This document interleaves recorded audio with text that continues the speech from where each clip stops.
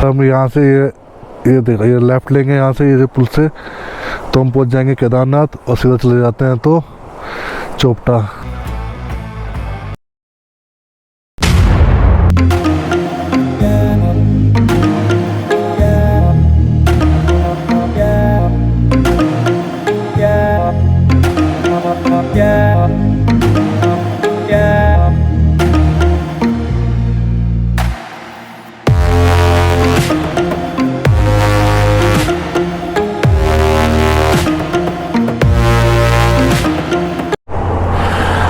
Kedarnath, Har Har Mahadev 312 kilometre, Yamunotri 338 kilometre, Gangotri 352 kilometre और है Badrinath 378 kilometre.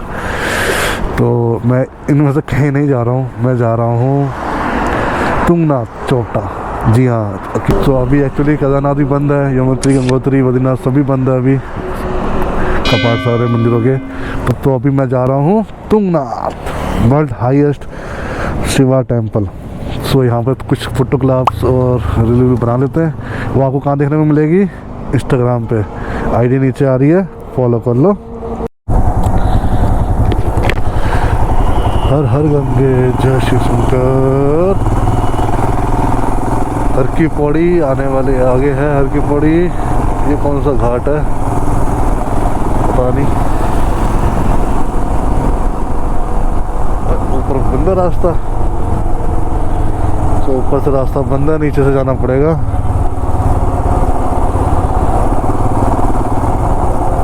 ये देखो बिना इंडिकेटर दिए, अब दे रहे हो क्या फायदा देने का।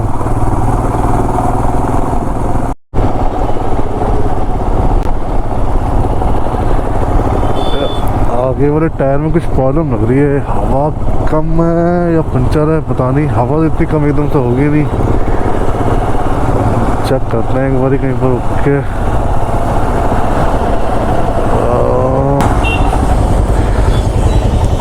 हवा ही कम लग रही है यार मुझे तो, यार हवा कम है पानी। आगे देखते हैं। तो अभी चेक करवाया था, हवा कम थी, पंचर नहीं है। बाकी भी चेक चला के देखते हैं। भूख लगने लगी है यार, कुछ खाते हैं रुक के। पराठे खाने का मन नहीं कर रहा, छोले कुलचे खाने का मन कर रहा है ऋषिकेश वाले। तो अरे हवा यार ज़्यादा तो नहीं भर दी,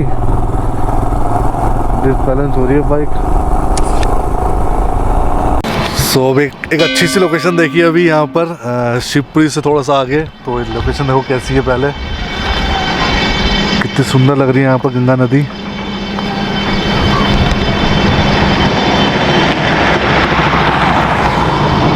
ये तो अच्छी लोकेशन देखने के बाद मन करा कि 5 मिनट रुक जाते हैं, क्योंकि 300 किलोमीटर ऑलमोस्ट चल चुकी है बाइक।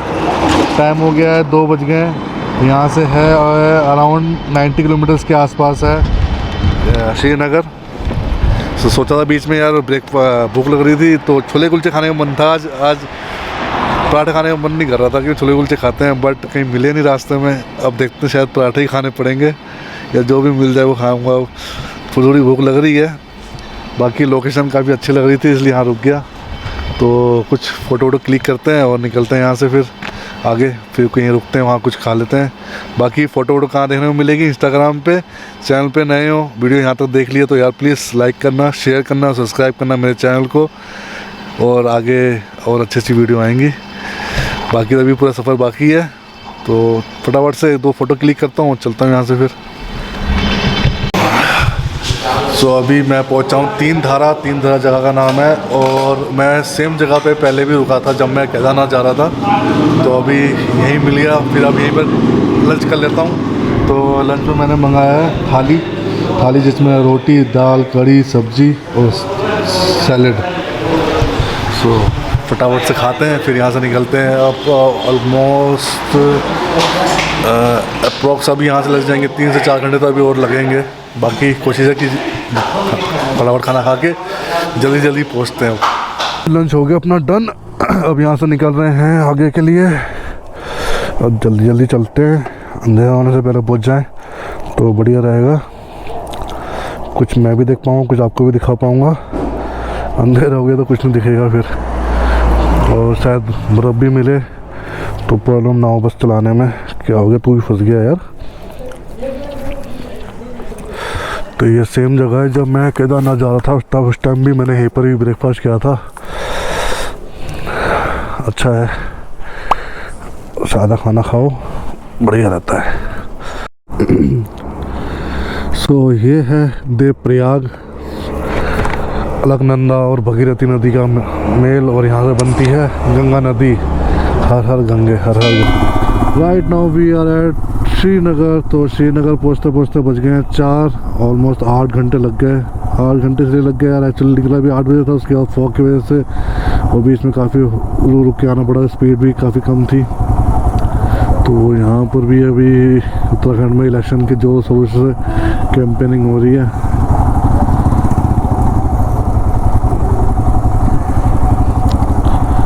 तो अभी यहाँ से आई थिंक रुद्रप्रयाग होगा 70 के आसपास है शायद, यहाँ से 60-70 है, आपको ध्यान नहीं है वो कितना है। और वहाँ से आई थिंक 40 के आसपास है। कुंड से अभी एग्जैक्ट पता नहीं मुझे कितना है यहाँ से, कि अभी साइन बोर्ड भी कोई आया नहीं है चोपटा का। बाकी केदारनाथ का दिख रहा है, केदारनाथ यहाँ से है 120 किलोमीटर्स। अब केदारनाथ पता नहीं ऊपर मंदिर तक का किलोमीटर है कि कहाँ तक का है। अब केदारनाथ लिखा है तो ऊपर तक का ही होगा। सो अब पहुँचे हम धारी देवी मंदिर।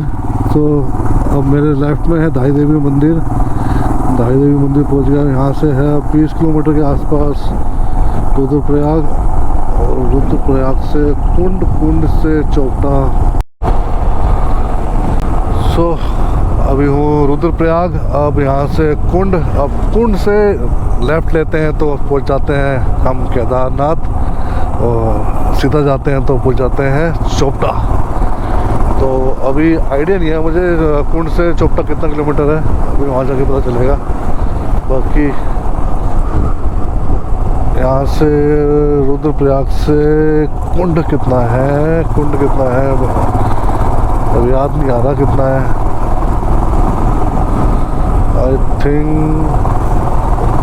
20 किलोमीटर है यहाँ से शायद, पता नहीं, अभी देखते हैं। सो पहुँच गया चोपटा। ओ सॉरी, चोपटा नहीं हूँ, अभी पहुँचा हूँ कुंड, और ये कुंड है। कुंड यहाँ से, और हम यहाँ से ये देख रहे, ये लेफ़्ट लेंगे यहाँ से, ये पुल से, तो हम पहुँच जाएंगे केदारनाथ, और सीधा चले जाते हैं तो चोपटा।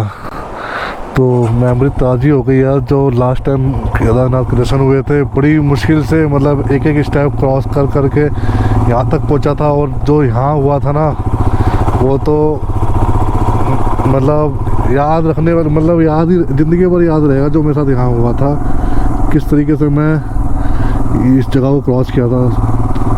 पूरी पुलिस की फोर्स लगी हुई थी, रास्ता रोका हुआ था, विदाउट पास किसी को जाने नहीं दे रहे थे यहाँ से आगे। बस पता नहीं कैसे क्या हुआ, और मैं वहाँ से मैं क्रॉस हो गया था। बाकी रास्ता देख रहे हो कितना नैरो है ये अभी कुछ किलोमीटर तक ऐसे ही नैरो रास्ता है।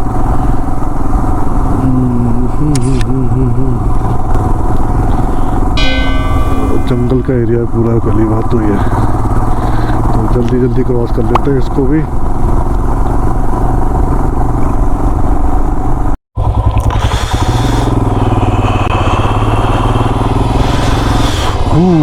चोपटा 10 किलोमीटर और स्नो मिलना शुरू हो गई है, ये देखो। सो दोस्तों, एज यूजुअल वही हुआ जो मेरे साथ जो हमेशा होता है। मेरी गोप्रो की बैटरी वहीं फिनिश होती है जहाँ पर कुछ अच्छा शूट करना होने वाला होता है। सो अभी मैं बैटरी चेंज कर ही रहा था। देन उसके बाद बैटरी चेंज करने के बाद जब मैं वीडियो एडिट करने के लिए बैठा तो देखा कि सारी वीडियो जितनी भी है सब में रिकॉर्डिंग, वॉइस रिकॉर्ड अच्छे से सब कुछ अच्छा रिकॉर्ड हुआ है।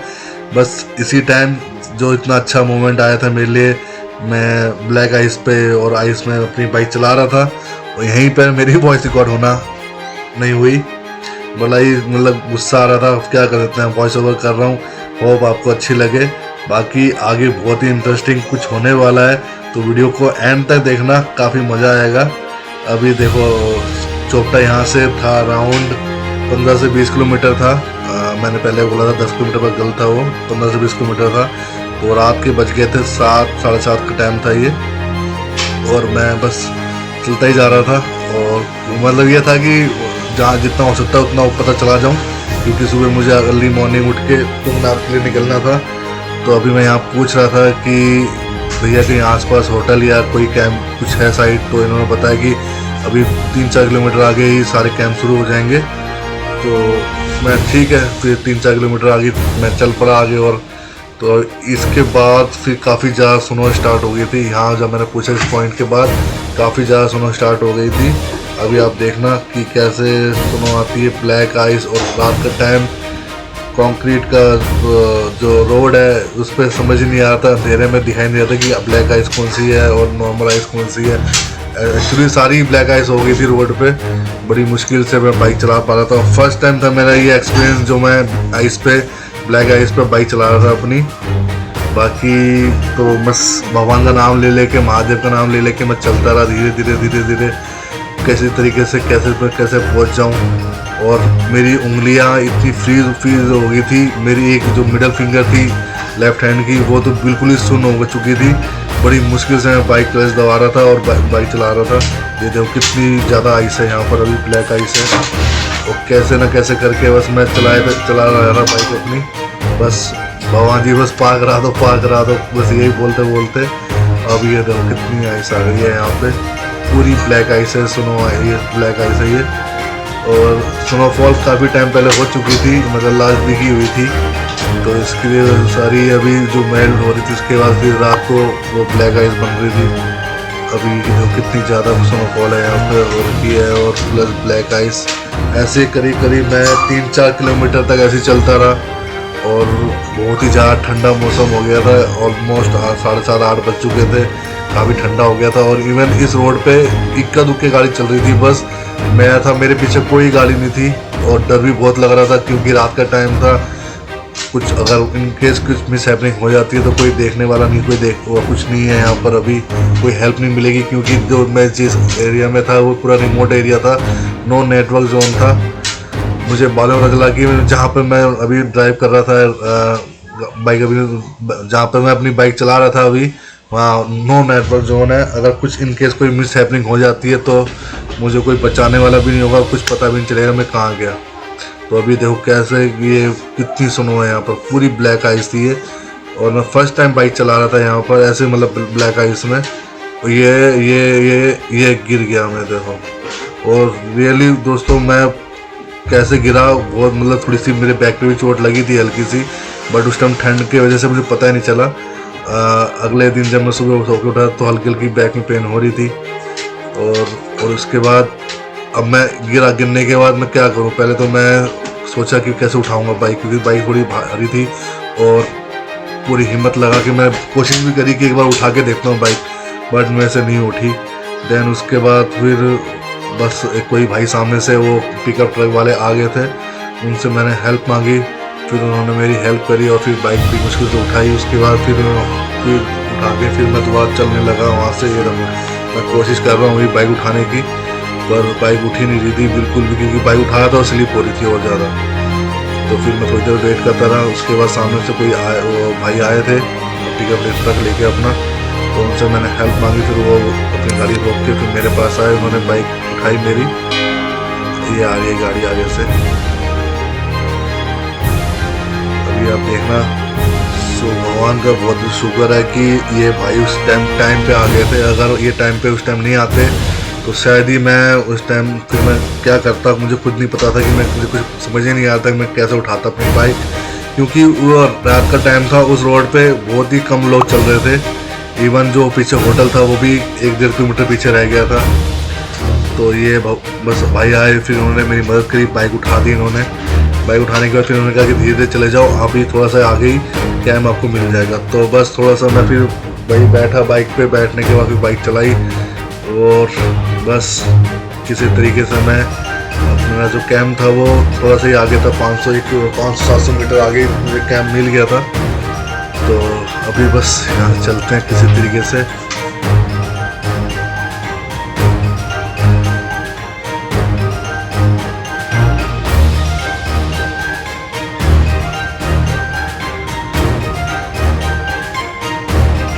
बस ये होता है कि अगर साथ में कोई होता है बस दोस्तों यही होता है, अगर साथ में कोई होता है तो उसका एक मॉरल सपोर्ट मिल जाता है, थोड़ा सपोर्ट मिल जाता है, थोड़ी हिम्मत बन जाती है कि कैसे अगर इन केस कुछ ये टूट गया था मेरा पाम रेस्ट जो मैं स्टेटर पे रखता हूँ ये भी टूट गया था, प्लस साथ में मेरा GoPro का जो माउंट मैं लगा रखा था अपना फ्लैश कार्ड पे नीचे लगा रखा था वो भी टूट गया था। बाकी कोई ज़्यादा प्रॉब्लम नहीं आई थी, बाइक में कोई नुकसान नहीं हुआ था। उसके बाद बस फिर बाइक पे बैठा, बाइक पे बैठ के फिर से मैं हिम्मत बनाई और फिर चलने लगा। बस यहाँ से थोड़ा सा ही आगे 500 मीटर के आसपास ही वो मेरे को जो कैंप था वो मिल गया था और मैंने बस वहीं रुक गया। मेरी हिम्मत नहीं थी कि उससे आगे जाऊँ, क्योंकि मेरी जो मिडिल फिंगर थी लेफ्ट हैंड की वो बिल्कुल फ्रीज हो चुकी थी।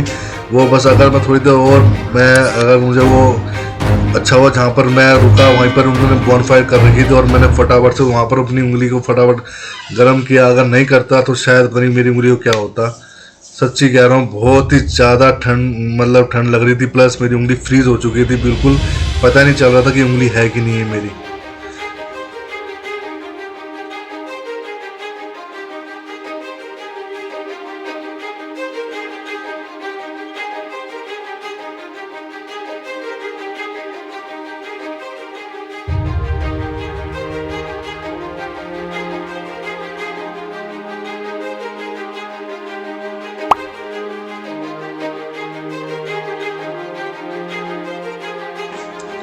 सो दोस्तों बस देखो अब फिर से चलना लगा हूँ मैं, अब चला रहा हूँ बड़ी मुश्किल से, बड़ी हिम्मत बना के मैं अपनी बाइक फिर से चला रहा हूँ। और चलते चलते बस ये देखो कैसे चला रहा हूँ, बिल्कुल धीरे धीरे चला रहा हूँ, दोनों साइड पैर करके, बस गिरना नहीं है, बस ये सोच के और गिरना नहीं है, बस धीरे धीरे चलता रहा भगवान का नाम लेके कि बस ठीक ठाक बस पहुँच जाऊँ अपने कैंप तक और कुछ ना हो। बस यही हुआ करते करते बस पहुंच ही गया। दोस्तों बस मैं एक ही आप लोगों से ये कहूँगा कि जो ये गलती मैंने करी है आप लोग ना दोहराना, क्योंकि उनमें से ये गलती होगी कि मैंने पीछे जो कैंप थे वो मैं वहाँ रुका नहीं, मैं बस ये सोच के चलता रहा कि आगे जाके जितना आगे जा सकता हूँ तो आगे पहुँच जाता हूँ।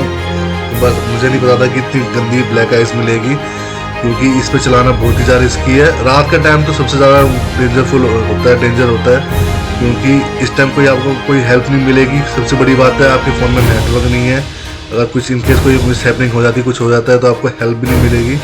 अभी जैसे कि देखो अभी एक गाड़ी ये गई है और एक गाड़ी आगे से आई थी, अभी इतनी देर में सिर्फ 2 गाड़ी अभी क्रॉस हुई है, तो बहुत ही ज़्यादा यहाँ पर मुश्किल का सामना करना पड़ा था मुझे। तो आप लोग ऐसी गलती ना करना। बस अब फटाफट से अपने कैंप पहुँचते हैं। सो दोस्तों कैंप में पहुंच चुका हूँ, कुछ इस तरह का कैंप मिला है 1000 रुपीज़ नाइट स्टे प्लस खाना डिनर और ब्रेकफास्ट के साथ। ठीक है, अभी जो मिल जाए ठीक है यार, बाकी बस ठंड ना लगे। टेम्परेचर वैसे माइनस में है, अभी देखा नहीं मैंने कितना है, देख लेता हूँ एक बार ही बताता हूँ आपको। अभी 1 डिग्री टेम्परेचर है, अभी माइनस में तो नहीं है पर रात को चला जाएगा। बाकी ये इस फिंगर का तो काम बड़ा ही दर्द हो रहा था, बहुत ही ज़्यादा पेन हो रहा था इस फिंगर में। वो तो अच्छा हुआ जैसे ही वहाँ पर मैं रुका, वहाँ बॉनफायर जल रही थी, बड़ी मुश्किल से इस फिंगर को ठीक किया। अभी भी पेन हो रहा है इसमें काफ़ी। अब जैसा भी है अब थोड़ा सा रेस्ट करते हैं, थोड़ा सा बाहर जाके बॉनफायर पे थोड़ा सा बॉडी गर्म करते हैं यार अपनी। और सुबह का प्रोग्राम ये है कि यहाँ से अभी बाइक तो चली जाएगी पर बाइक लेके जाना मुश्किल है, क्योंकि फंसने के चांसेस बहुत ज़्यादा हैं। तो बाइक लेके नहीं जाऊँगा, यहाँ से लोकल टैक्सी है जो भी गाड़ी जा रही होगी उसमें चला जाऊँगा और फटाफट से ट्रैक करके वापस यहीं से फिर अपना बैक दिल्ली के लिए निकल जाएंगे यहीं से। तो अभी तक के लिए तो आज की वीडियो में इतना ही। देखा आपने कैसे मुश्किल से गिरते मतलब फर्स्ट टाइम मैं आज स्नो में गिरा हूँ। मैंने बहुत वीडियो देखी है गिरते हुए लोगों की, बट आज जो गिरा हूँ ना तो एक्सपीरियंस हो गया रात के टाइम पे। अच्छा हुआ, ज़्यादा चोट लगी नहीं, कुछ हुआ नहीं। एनीवेज अब आज की वीडियो में इतना ही। वीडियो यहाँ तक देख लिया तो प्लीज़ यार लाइक करना, शेयर करना, सपोर्ट करना मेरे चैनल को। मिलते हैं कल, तब तक के लिए बाय।